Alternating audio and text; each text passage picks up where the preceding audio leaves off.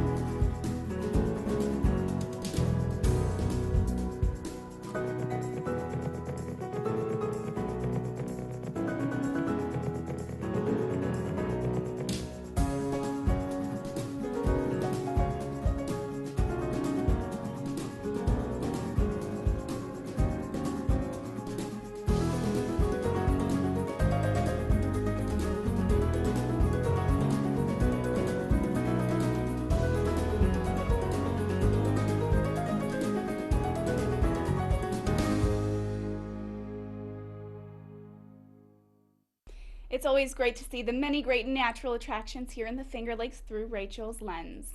Next, a look at our favorite photos submitted to fingerlakes1.com over the past few days as we approach the official start of summer on the longest day of the year next Tuesday. And might as well start with this great shot from Rachel Burkholder, who was on another trail last week to capture this lush green shot inside Watkins Glen. Colleen Knox caught this close-up of a female ruby-throated hummingbird at her backyard feeder. Shelley Lannon sent us this cool shot of the view from Baldwin Road in the town of Benton as the road winds through parts of the Guyanoga Valley in Yates County. Robert Stopper photographed this boat christened the Golden Looper as it left the locks on the Erie Canal in Lyons on Saturday morning. Last Sunday was a windy day on Sodus Point. This shot of the lighthouse was sent in by Mike Sargent. Mike also shared this image of 6 ducklings swimming ahead of their mother near the pier on Sodus Point. Matthew Clark shared this beautiful sunset in Wayne County on Sunday evening. And finally, Chris Sharman captured the dramatic cloud cover as seen from the top of Harris Hill in Elmira on Monday evening. Awesome photos yet again, everyone. Keep them coming. If you'd like to send us your local photos, scroll to the bottom of our photos page at fingerlakes1.com to learn how. Canandaigua Town Supervisor Pam Helming was the first to throw her hat in the ring for the soon-to-be vacated 54th District New York State Senate seat held for over 30 years by Mike Nizzolio. On Tuesday afternoon, Helming sat down in studio with Josh Durso on Inside the FLX. Here's a portion of their conversation. So tell us a little bit about, obviously you have been representing the region for quite a while now. Talk to us a little bit about your background and how you sort of got into the political scene.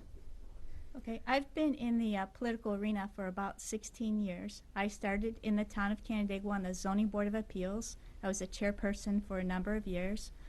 Moved on to the Planning Board before running for the town board. And then, of course, you know the rest of the story. From the town board, I became the town supervisor, and I also serve on the Ontario County Board of Supervisors.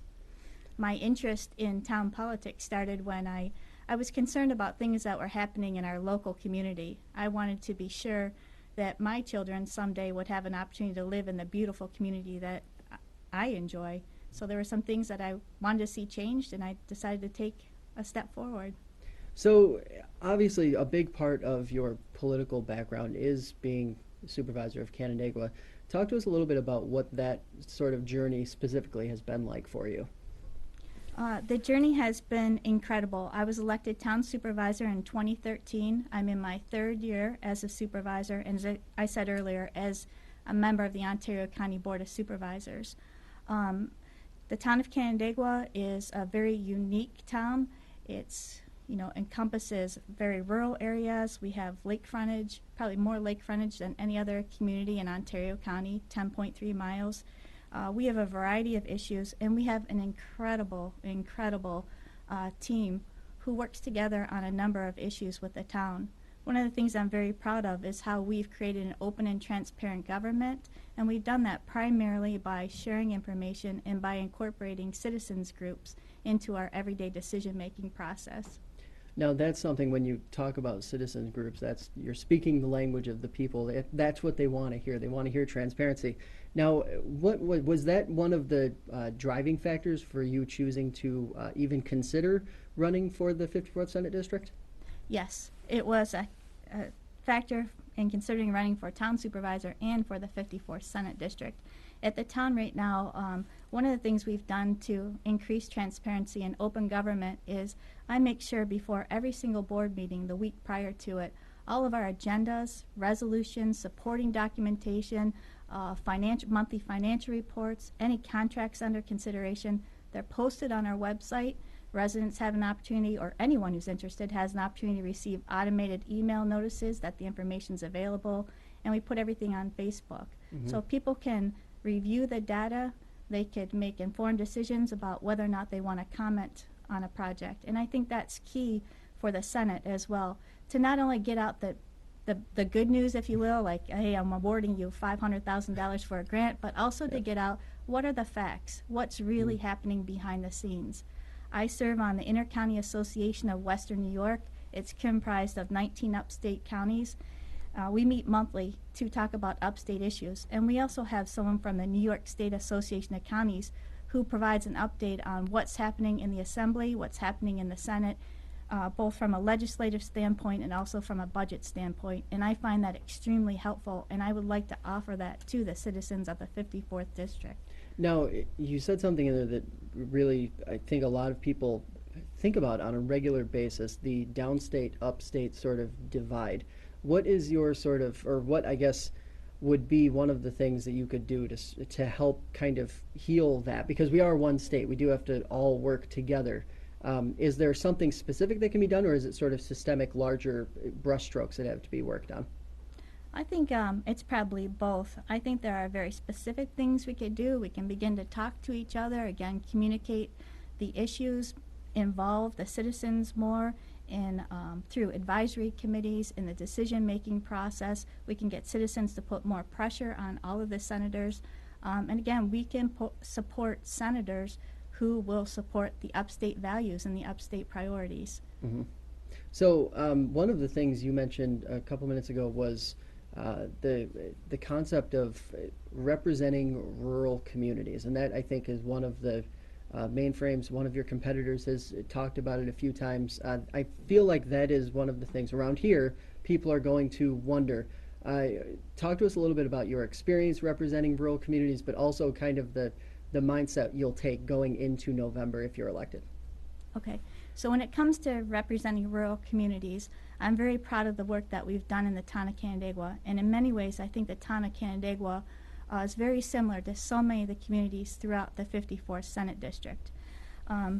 In order to preserve our rural roots in the town of Canandaigua, we've worked together with property owners, business owners, and farmers, and we've created what's called the Paddleford Brook Greenway Plan. It encompasses 10,000 acres. 8,500 of those acres are prime agricultural soils. And again, we've created this greenway to protect these soils without using any taxpayer dollars. Mm-hmm. It's all by working with the citizens and getting buy-in from the taxpayers. So I'm very proud of that. That type of thinking, out-of-the-box thinking, I think I will bring to Albany. On the other hand, the town has also utilized grant monies. We work together with existing agencies like Finger Lakes Land Trust and working with a local farm family after a very complete vetting process.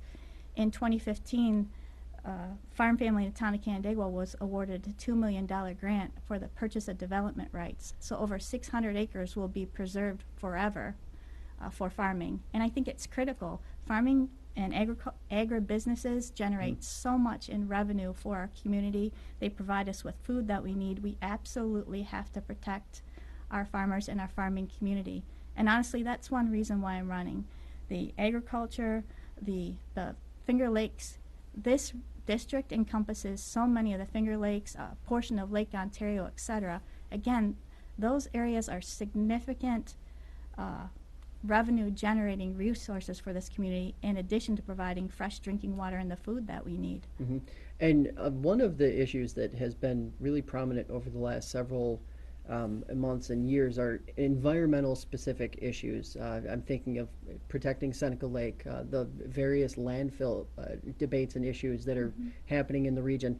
What is your sort of take on the outside, originally representing Canandaigua, but then now that you're in this race, has your perspective changed, or have you looked at different things, or what's your thought process on that issue? I would not say that my perspective has changed. I've always been pro-environment. I would say, if anything, again, I go back to the town in Ontario County and how we do a great job at driving growth and development, at the same time preserving our natural resources. I don't believe that you have to choose one over the other. I believe that you can do both. And as far as the landfills, the 54th Senate District, I think we have more than our fair share of landfills. Yes. And I think I spent 9 years in the waste industry. I was an environmental auditor. I covered a territory that extended from north of Malone, New York, out to Jamestown, down to McKean County, Pennsylvania. I audited landfills, waste transportation companies, recycling centers, and transfer stations. So I think those skills that I have would help us tremendously. Some might in say this you are district. very uniquely qualified to Right. be looking at this issue. Obviously, there are a lot of others. One of the common talking points in the region is that taxes are... You can watch the entire interview through the link on our homepage or by browsing fingerlakes1.tv. On Monday morning, Harold Weber welcomed Seneca County District Attorneys Megan Peter and Mark Sinkowitz into the studio as guests on Weber this week. One of the things that I've noticed, and I've never been a big fan of plea deals, and I know why we do it. I know why the court system has to do it. for example, if, Megan, you have a situation where you're trying somebody or prosecuting somebody, and the minimum guidelines for that sentence, if they're found guilty, is 4 to 6 years in jail or in prison, and a defense attorney comes up to you and wants a plea deal or discuss a plea deal with you, and you and your office decide, okay, we're going to give you one, and that plea deal will be for 2.5 years. The argument from people knowing you guys were coming on today, there's a certain faction, and I guess I'm probably part of that, is yes, I understand if you didn't have plea deals, you'd have to have 48 judge benders. Yes. Right. 24/7 around the Correct. clock working on cases. The argument from the people that think plea deals may not be the best move is the fact that if you give that person on a plea deal 2 years and you take, versus taking them to trial or her to trial and find them guilty, they're going to serve a minimum of 4. How do you answer the critics that say that's really not justice? That's not really the punishment that is severe enough for that person. How do you answer that, Megan? I think that there's a lot of good things that come out of plea deals. First of all, you have the fact that the conviction is certain, right? So when you go to trial, there is always a chance that, something could happen, whether a witness doesn't show up or they fall apart on the stand. Or you have one rogue juror that just decides, nope, no matter what, I'm not going to find him guilty. So there's certainty in a plea deal because you know that they're going to plead guilty. The other thing is that, testifying, especially if it's not a police officer, if it's just a lay person, coming off the street who has already been victimized, testifying can be really difficult. Not to bring up anything crazy inflammatory, but the sexual assault case out of Stanford where Brock Turner was only given 6 months of jail, and his victim wrote quite a powerful statement. Her statement in large part talked about how the trial re-victimized her because she had to continually relive those details over and over and over. And so when someone pleads guilty, the victim doesn't have to go through that. So I think those are two of the main reasons why we find plea deals so beneficial. Versus the fact that you would never get all the trials through the court system. Well, If you took everything to trial. Right. Okay, so do you, by the way, before I go to Mark, do you have victims, families come up to you and say, when you announce that you're going to give them a plea deal, you certainly don't confer with them, right? Or do you, prior to accepting or rejecting a plea deal? I think it depends on how involved the family is. So sometimes victims are not interested in being involved in the process. And there are other times when they very much want to be part of the process. And so I think it depends on, certainly we want to take their views into consideration, but we have to do what we do based on what the law says, based on what that person's criminal history looks like. Lots of different factors come in. So certainly we take their views, into consideration, but it's not usually the be-all, end-all. But Mark, you don't have to give a plea deal, correct? No, you don't. Can you reject? Right, we couldn't. If you see a trial that you want it to go to trial? Absolutely, you can. So there is that option. You could say to the defense attorney, no deal. And okay. you can also say, just plead to the indictment. Plead to everything that you've been charged with and let the judge decide.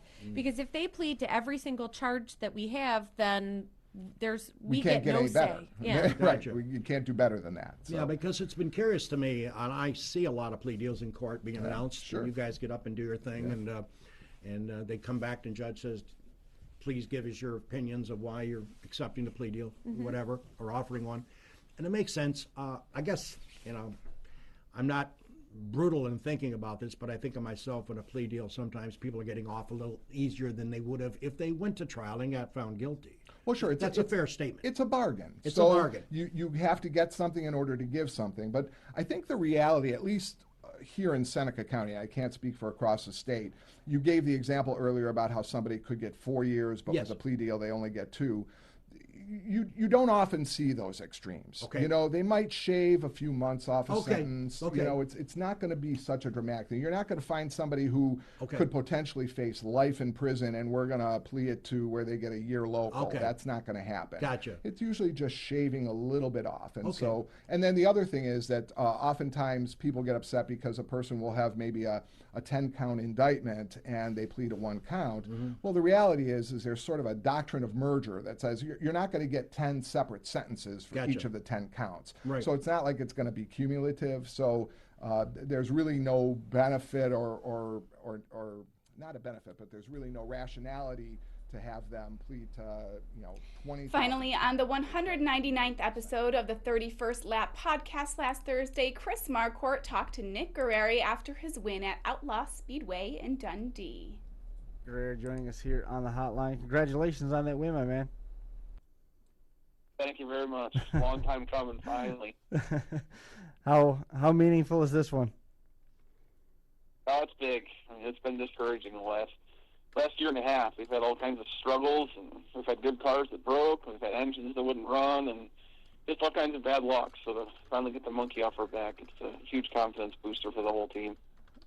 You talked about some of the struggles that you've had. It's been a very long year and a half. We just talked a little bit with Tim Sears. He himself had some struggles getting some momentum going over the last year, trying to get back into victory lane. You've had an even longer dry spell.